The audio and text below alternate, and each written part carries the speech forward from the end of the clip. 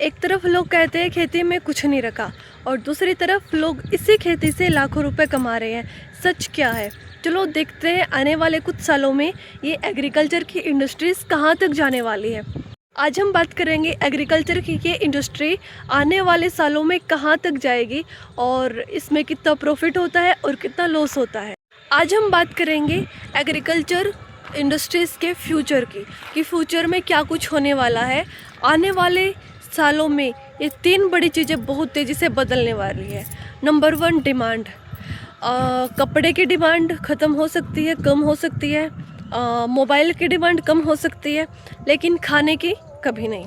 खाने की डिमांड हमेशा हाई लेवल पर ही रहती है, आज भी है और फ्यूचर में आने वाली जैसे जनरेशन ग्रोथ कर रही है और इंडिया में पॉपुलेशन बढ़ रही है, तो ऑलरेडी अभी इतनी ज़्यादा डिमांड है, तो आने वाले सालों में बहुत ही ज़्यादा खाने की डिमांड होने वाली है। तो एग्रीकल्चर इंडस्ट्रीज़ में इसकी बहुत ही ज़्यादा अच्छी डिमांड होने वाली है। सेकंड चीज़ ये है कि इंडिया में कभी भी डिमांड कम नहीं होगी।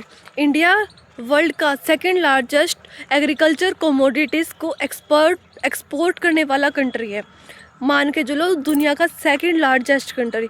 इट मीन्स कि इंडिया में इतनी ज़्यादा खेती की जाती है कि आप सोच भी नहीं सकते। इतना मतलब बहुत सारे देशों से एरिया में कम है, लेकिन फिर भी ये वर्ल्ड का सेकंड लार्जेस्ट एक्सपोर्टर कंट्री है। इंडिया ने 2022 में $34.5 बिलियन का एक्सपोर्ट किया था ओनली एग्रीकल्चर कमोडिटीज़ से, और अभी 2025 में इंडिया ने एक्सपोर्ट किया है $51.1 बिलियन का। तो सोच सकते हो कि आप 35 से 51 तक पहुंचने में सिर्फ 4 साल लगे हैं, और अब 2030 तक आने वाले 4 सालों में इससे ज़्यादा मतलब कम से कम 5 to 10% इसकी जो ग्रोथ होने वाली है। सो यंग जनरेशन के लिए एक बहुत ही ज़्यादा बड़ी अपॉर्चुनिटी है एक्सपोर्ट रिलेटेड, क्योंकि पहले जो होता था सिर्फ बड़े एक्सपोर्ट कर सकते थे, लेकिन आजकल गवर्नमेंट ने इतनी हमारे लिए फैसिलिटी कर दी है कि छोटे farmers can do export now.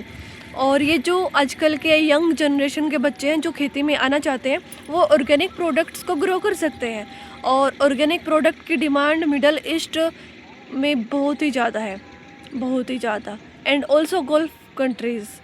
अगर आप विदाउट केमिकल्स के जो आप कोई भी वेजिटेबल्स फ्रूट्स ग्रो करते हैं तो उनकी डिमांड ऑलरेडी हाई है। जो थर्ड इज़ टेक्नोलॉजी। आप टेक्नोलॉजी का यूज़ कर सकते हैं। आज के ज़माने में आप अंदाजे से खेती नहीं कर सकते। अब सोयल की टेस्टिंग मोबाइल से होती है, एंड वाटर सप्लाई का जो कनेक्शन होता है वो आप ऐप के थ्रू कर सकते हैं। एंड जितने भी इंसेक्टिसाइड्स फसल के अंदर आते हैं, पेस्टिसाइड्स आते हैं, आप उनको ऑनलाइन स्कैन करके और आप देख सकते हैं कि आप अपनी फसल की जो है क्या कंडीशन है, और उनको आप एक कंट्रोल कर सकते हैं ऐप के थ्रू। और आजकल जो स्प्रे होता है वो ड्रोन से होता है। फाइनली जो सीख के करेगा वही आगे बढ़ेगा, इसमें सिर्फ कहने का यही मतलब है।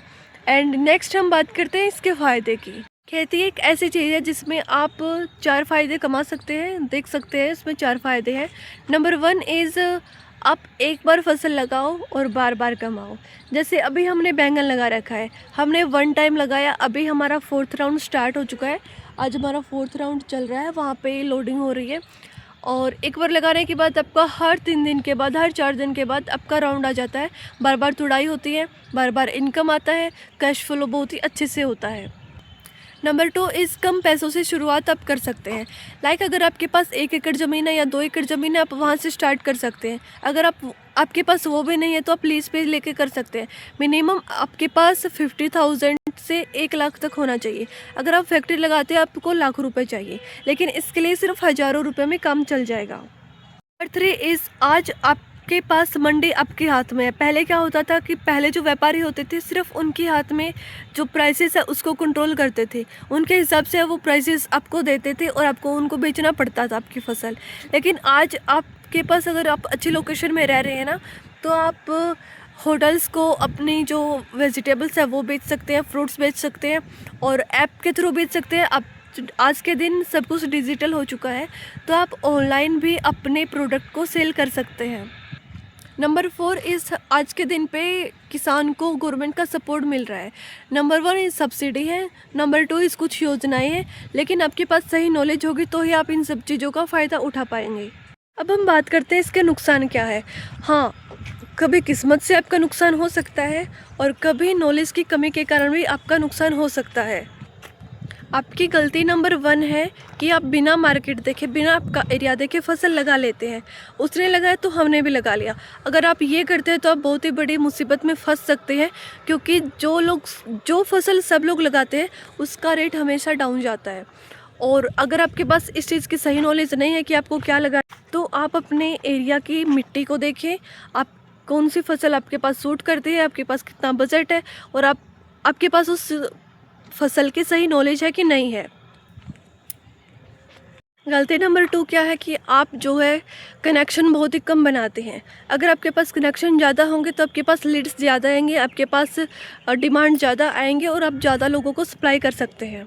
गलती नंबर 3 आपके पास सही जानकारी ना होना, गलत बीज का चुनाव करना, ज़्यादा पानी चलाना और गलत केमिकल्स का यूज़ करना। ये बहुत बड़ी गलती है जो आपका बहुत बड़ा नुकसान कर सकती है। और एक सबसे बड़ी गलती है कि सोइल टेस्टिंग ना करवाना। एक 100 रुपये का सोइल का टेस्ट होता है, अगर आप वो नहीं करवाते हैं तो आपको हज़ारों का नुकसान भुगतना पड़ सकता है। अगर आप एक यंग मैन है, अगर आप खेती में जुड़ना चाहते हैं तो आपके पास सही नॉलेज होना बहुत ज़रूरी है। आज के टाइम पे जॉब मिलना इतना आसान नहीं है, लेकिन आप खेती करोगे अगर सही नॉलेज के साथ तो आपके लिए बहुत ज़्यादा बेनिफिट्स हैं। कम से कम 1 महीना आप अपनी नॉलेज को दो, उसके बाद छोटे से शुरुआत करो, 1 एकड़ से या 2 एकड़ से, और एक ही फसल के ऊपर फोकस करो। नंबर 3 जो आप ध्यान रख सकते हैं वो आप इसको बिजनेस की तरह लो। पूरा लिखा पढ़ी करो कि स्टार्टिंग से लेकर लास्ट तक मैंने इस पर कितना खर्चा किया एंड कितना मैंने प्रॉफिट कमाया। याद रखना, जिसके पास ज़मीन है उसके पास सोना है, बस आपको सही तरीके से उसे यूज़ करना आना चाहिए।